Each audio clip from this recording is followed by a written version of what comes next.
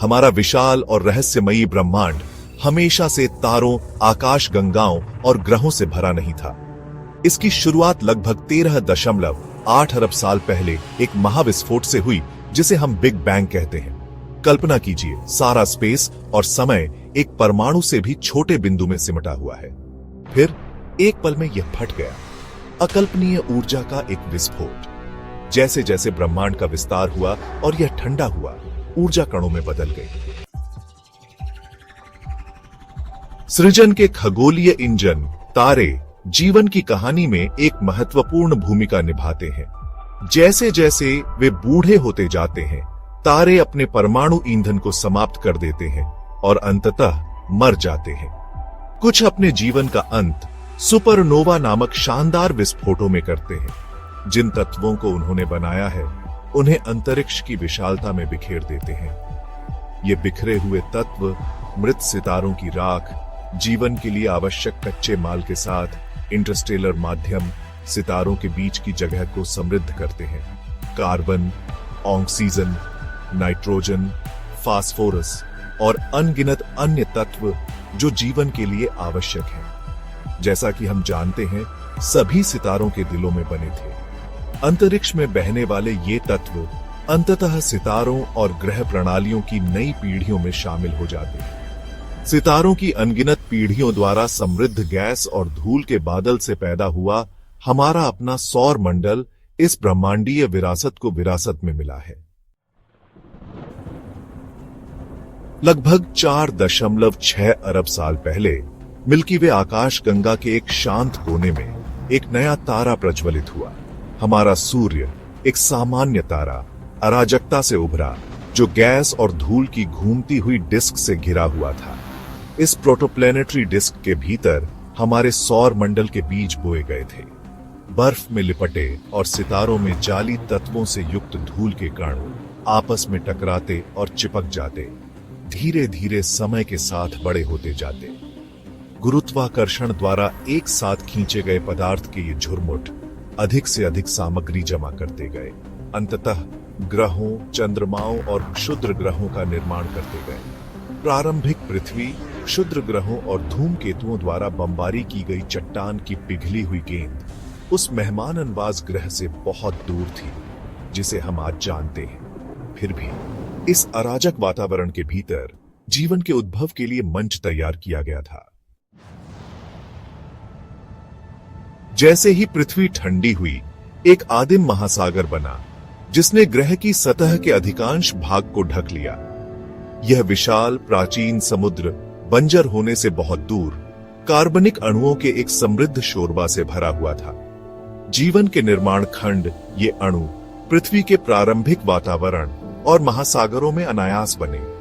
वैज्ञानिकों का मानना है कि प्रारंभिक पृथ्वी का वातावरण आज के वातावरण से बहुत अलग था। यह संभवतः एक कम करने वाला वातावरण था, मीथेन, अमोनिया और जल वाष्प जैसी गैसों से भरपूर, लेकिन इसमें मुक्त ऑक्सीजन की पर्याप्त मात्रा का अभाव था। 1953 में स्टैनली मिलर और हेराल्ड उरे द्वारा किए गए एक प्रसिद्ध प्रयोग ने प्रदर्शित किया कि अमीनो एसिड सहित कार्बनिक अणु उन परिस्थितियों में बन सकते हैं जो प्रारंभिक पृथ्वी पर मौजूद मानी जाती थी।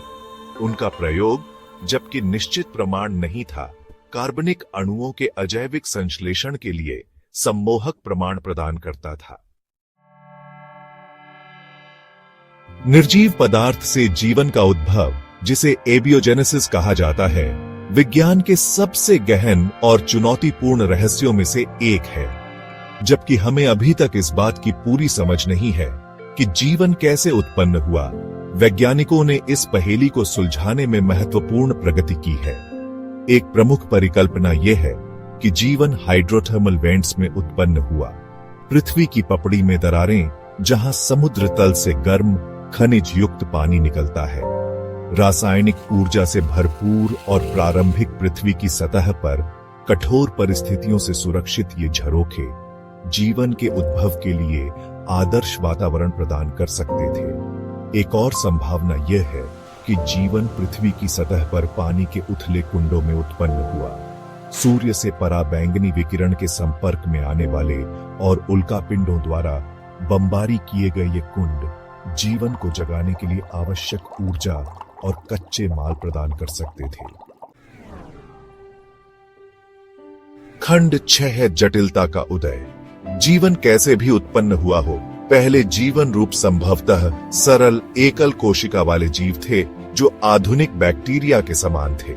नाभिक और अन्य जटिल संरचनाओं से रहित ये प्रारंभिक कोशिकाएं फिर भी खुद को दोहराने और अपनी आनुवंशिक जानकारी को पारित करने में सक्षम थीं। समय के साथ ये सरल कोशिकाएं विकसित और विविधतापूर्ण हुईं, जिससे जीवन के नए और अधिक जटिल रूपों को जन्म मिला। प्रकाश संश्लेषण विकसित हुआ, जिससे कोशिकाओं को सूर्य के प्रकाश से ऊर्जा प्राप्त करने और वातावरण में ऑक्सीजन छोड़ने की अनुमति मिली। कई प्रारंभिक जीवन रूपों के लिए जहरीली इस ऑक्सीजन ने एरोबिक श्वसन के विकास का मार्ग प्रशस्त किया, जो भोजन से ऊर्जा निकालने का एक अधिक कुशल तरीका है। एक नाभिक और अन्य झिल्लीबद्ध जीवों वाली यूकेरियोटिक कोशिकाओं का विकास जीवन के इतिहास में एक प्रमुख मील का पत्थर था। यूकेरियोटिक कोशिकाएं अपने प्रोकैरियोटिक समकक्षों से बड़ी और अधिक जटिल बहुकोशिकीय जीवन के विकास का मार्ग प्रशस्त करती हैं। खंड 7 विकास का भव्य प्रयोग। पहले एकल कोशिका वाले जीवों से लेकर आज हम जीवन की अविश्वसनीय विविधता तक प्राकृतिक चयन द्वारा विकास जीवन की भव्य यात्रा के पीछे प्रेरक शक्ति रहा है।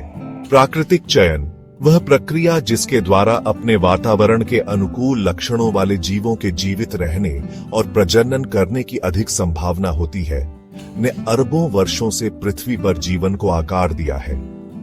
युगों से जीवन ने पृथ्वी पर हर कल्पनीय वातावरण के अनुकूल ढल लिया है। महासागरों की गहराई से लेकर पहाड़ों की चोटियों तक, झुलसा देने वाले रेगिस्तानों से लेकर जमे हुए बंजर भूमि तक, प्रत्येक प्रजाति विकास की शक्ति का प्रमाण ने अनोखे अनुकूलन प्राप्त किए हैं, जो इसे अपने विशेष स्थान पर पनपने देते हैं। जीवाश्म रिकॉर्ड जीवन की लंबी और घुमावदार यात्रा का प्रमाण, निरंतरता और परिवर्तन दोनों की कहानी को उजागर करता है। हम विलुप्त प्राणियों के प्रमाण देखते हैं, कुछ परिचित, कुछ बिल्कुल विचित्र, जो कभी पृथ्वी पर घूमते थे। हम नई प्रजातियों के क्रमिक विकास को देखते हैं, जो सामान्य पूर्वजों से शाखा निकालते हैं। उनके रूप प्राकृतिक चयन की कठोर ताकतों द्वारा आकार लेते हैं। खंड 8 पृथ्वी से परे जीवन की खोज। पृथ्वी से परे जीवन की खोज, भले ही वह सिर्फ सूक्ष्मजीवी जीवन हो, मानव इतिहास की सबसे गहन खोजों में से एक होगी। यह ब्रह्मांड में हमारे स्थान की हमारी समझ में क्रांति लाएगा और जीवन की प्रकृति के बारे में गहन प्रश्न उठाएगा। वैज्ञानिक हमारे सौर मंडल और उसके बाहर अन्य ग्रहों और चंद्रमाओं पर जीवन के संकेतों की खोज कर रहे हैं। मंगल पिछले तरल पानी के अपने प्रमाण के साथ अलौकिक जीवन की खोज में एक प्रमुख लक्ष्य है। बृहस्पति और शनि के बर्फीले चंद्रमा विशाल उपसतह महासागरों को आश्रय देते हैं। ये भी दिलचस्प संभावनाएं हैं। हमारे सौर मंडल से परे खगोलविदों ने हजारों एक्सोप्लैनेट, अन्य सितारों की परिक्रमा करने वाले ग्रहों की खोज की है। इनमें से कुछ एक्सोप्लैनेट अपने सितारों के रहने योग्य क्षेत्रों के भीतर स्थित हैं, जहां उनके सतहों पर तरल पानी के अस्तित्व के लिए स्थितियां उपयुक्त हो सकती हैं, जीवन को आश्रय देने की आकर्षक संभावना रखते हैं। खंड 9 अब तक की सबसे बड़ी कहानी। पृथ्वी पर जीवन की कहानी, इसकी विनम्र शुरुआत से लेकर इसके वर्तमान वैभव तक ब्रह्मांडीय अनुपात की कहानी है। यह संयोग और आवश्यकता, विलुप्ति और अस्तित्व, अनुकूलन और नवाचार की कहानी है। यह एक ऐसी कहानी है जो आज भी सामने आ रही है। जैसे जैसे हम जीवन की उत्पत्ति के रहस्यों में गहराई से उतरते हैं, हम जीवन की अनमोलता और नाजुकता के लिए गहरी प्रशंसा प्राप्त करते हैं। आखिरकार हम स्टारडस्ट हैं, जो सितारों के दिलों में जाली हैं, ब्रह्मांड से जुड़े हैं, जिन्हें हम अभी समझना शुरू कर रहे हैं। जीवन की उत्पत्ति की खोज अंततः स्वयं की खोज है। यह समझने की खोज है कि हम कौन हैं, हम कहां से आए हैं और हम कहां जा रहे हैं। यह खोज की यात्रा है, मानव जिज्ञासा की शक्ति और अज्ञात का पता लगाने की हमारी सहज इच्छा का प्रमाण है। और यह एक ऐसी कहानी है जो अभी खत्म नहीं हुई है।